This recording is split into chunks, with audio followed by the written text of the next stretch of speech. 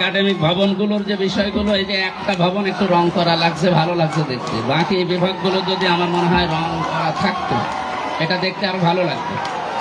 দেখি একটা চেষ্টা চালাচ্ছি, আমি টিওনোকে বলে একটা অতি দ্রুত একটা বরাদ্দ দিয়ে অন্তত ঈদের আগে, যেহেতু একটা আনন্দ গণপ্রবেশ পরিবেশ আসবে, এটা আমরা চেষ্টা করবো ইনশাআল্লাহ। আমি আনন্দও পেয়েছি, আবার একটু দুঃখও পেয়েছি, কারণ এখানে গাছ কাটার যে বিষয়টা শুনলাম, আমাদের কি শিক্ষক পরিষদের শ্রদ্ধাভাজন স্যার তিনি বলছিলেন, আসলে গাছ কে বা কারা কেটেছে এটা তদন্তের মাধ্যমে বের করে, কিন্তু বাকি যেগুলো হচ্ছে এগুলো তো তদন্ত করা দরকার। বাকি যারা যা করছেন, আমি মনে করছেন লেবাস করে আছি, মনে করছেন হুজুর, আমি শুধু আমি হুজুর না, আমি এগুলোর তালিকা নিয়ে যাব আজকে, যে আপনাদের যা করা লাগে আমি তাই করবো। আমি ভুয়া কি আপনাকে আমি দেখাবো আজকে।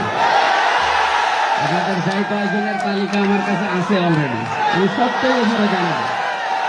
আমি টিএমকে আপনাদের সম্পর্কে জানাবো, এই কয়েকজনে, যে এরা এই শিক্ষা ভবনটা নষ্ট করার জন্য পেছনে কারা আছে তাও জানি আমি তাদের নামও দেব নালিশ একেবারে উপরে। দেখি আপনারা কতদূর পারেন।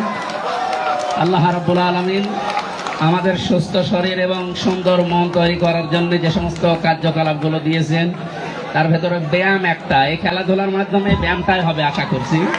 আপনারা থাকেন, কাজ করেন, আমরা আপনাদের সাথে আছি ইনশাআল্লাহ।